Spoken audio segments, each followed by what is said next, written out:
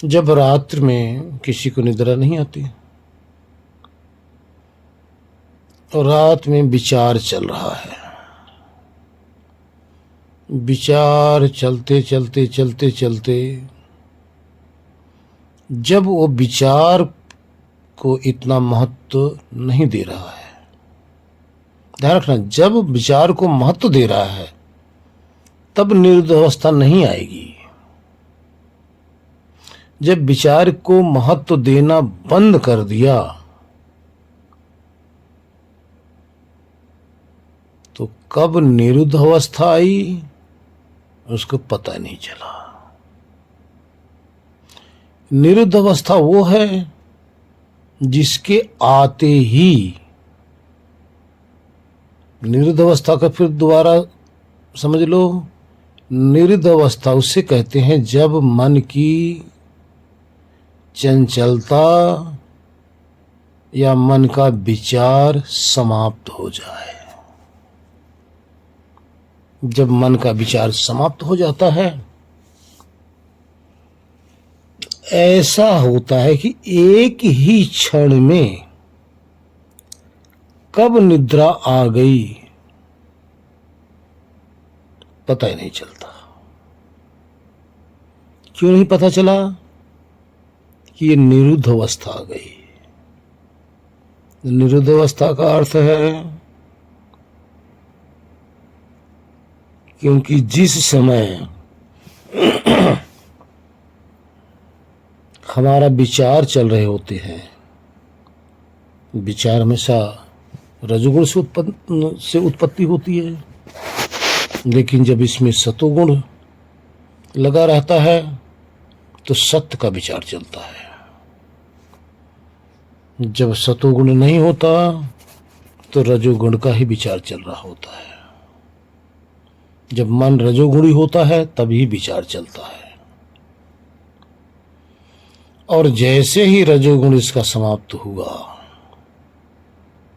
मन निरुद्ध हो गया, यानी विचार ऑटोमेटिक ही रुक गया, स्वतः ही रुक गया। मन के रुकते ही तुरंत निद्रामाई सताली, निद्रामाई के आगोश में आप सब चले जाते हो। अब जैसे ही मन के निरुद्ध होते, निरुद्ध का अर्थ है मन की चंचलता, मन का विचार का रुकना, इसी को कहते हैं निरुद्ध, यानी रुक जाना। रुकते ही आप चले गए निद्रा में। रात्र में बीच बीच में आपके स्वप्न भी आते रहते हैं। स्वप्न तब आते हैं जब बीच बीच में मन चिंतन करने लग जाता है, मन की वृत्तियां कार्य करने लग जाती है, अर्थात बीच बीच में रजोगुण आने लग जाता है। तब बीच बीच में आप उसको स्वप्न कह लेते हैं, लेकिन ये स्थिति बदलती रहती है। उस सपने में भी कुछ समय तक देखते हैं, फिर मन निरुद्ध हो जाता है, यानी फिर निद्रा में आप चले जाते हो। फिर बीच बीच में रजोगुण आ जाता है, फिर विचार चलने लग जाते हैं, स्वप्न आने लग जाते हैं। फिर कुछ समय के बाद में फिर मन निरुद्ध हो जाता है, फिर आप निद्रा में चले जाते हैं। यहां ये भी समझना, निरुद्ध होते ही निद्रा में जाने का अर्थ क्या है।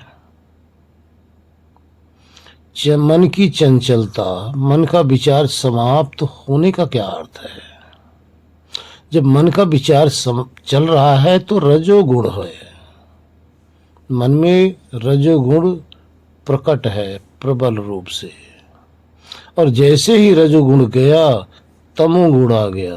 अब तमोगुण जब प्रबल रूप से प्रकट हो जाता है मन में तो उसको निद्रा कहते हैं।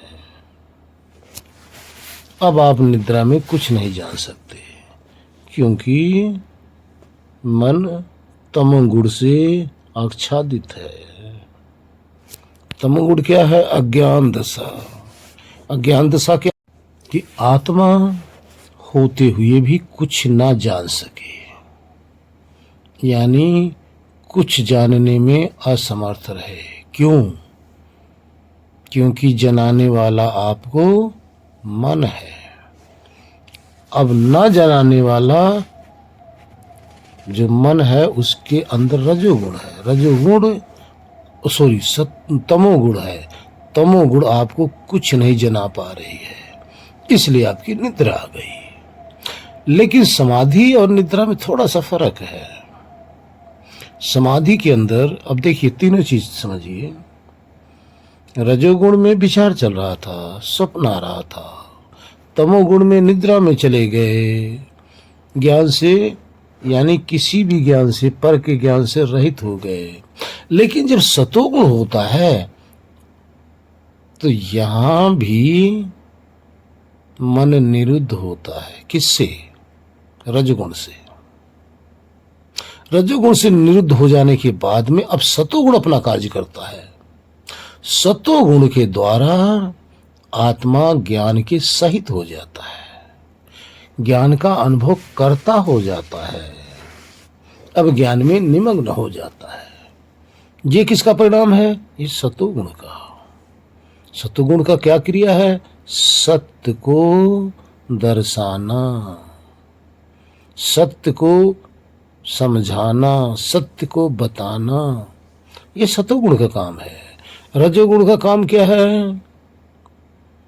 तरह तरह के सांसारिक विचारों के अंदर भटकाना। तमोगुण का कार्य क्या है?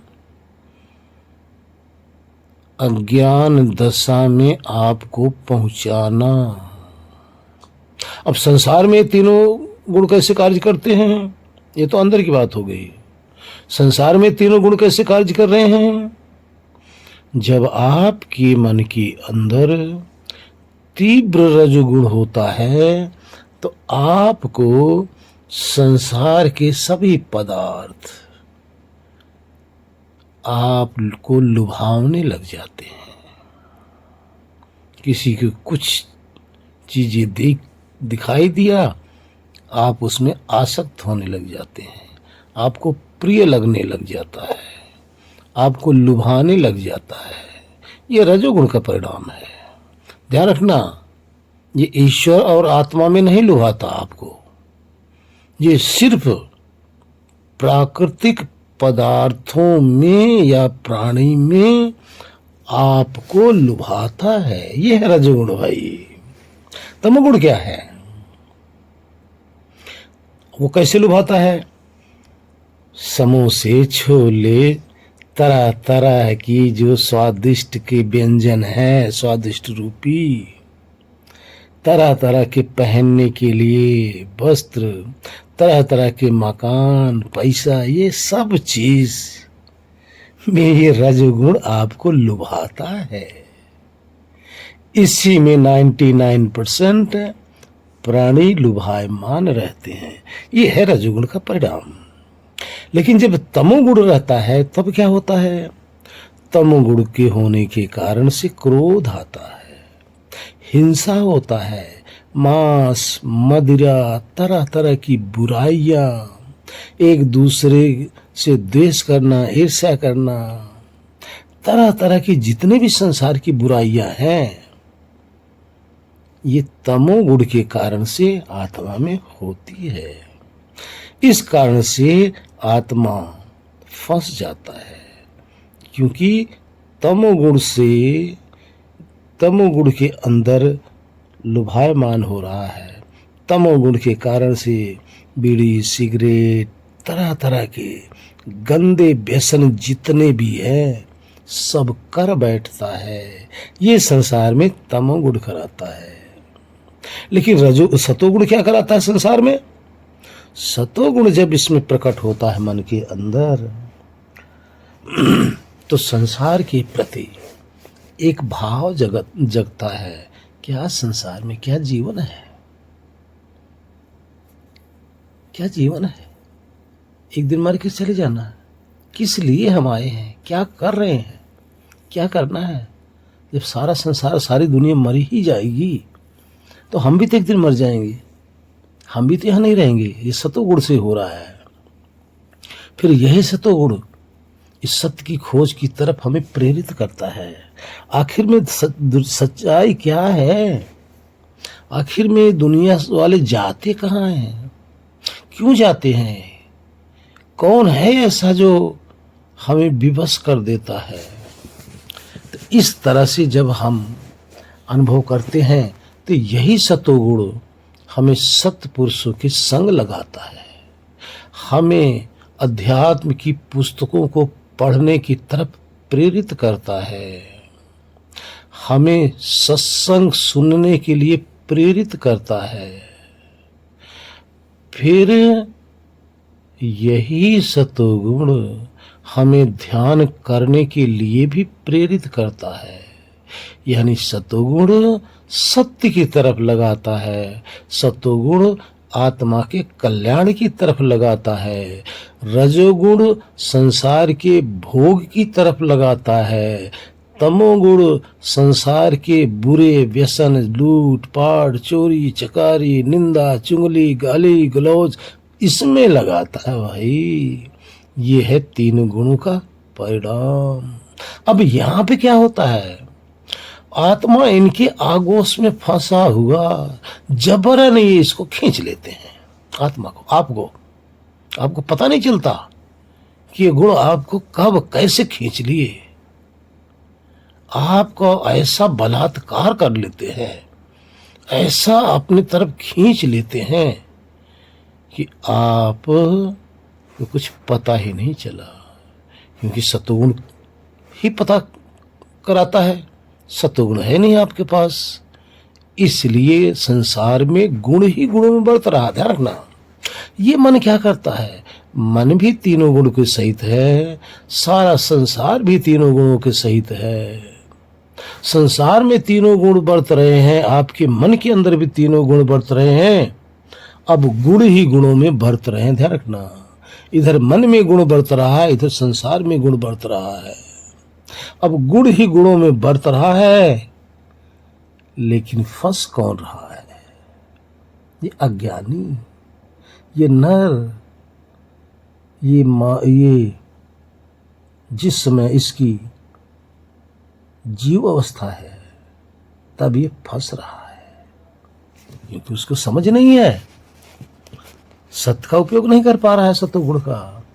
इसलिए गुण ही गुणों में बरतते हुए फंसने वाले आप और हम हैं। इसको समझ कर ही हम अपना कल्याण कर सकते हैं।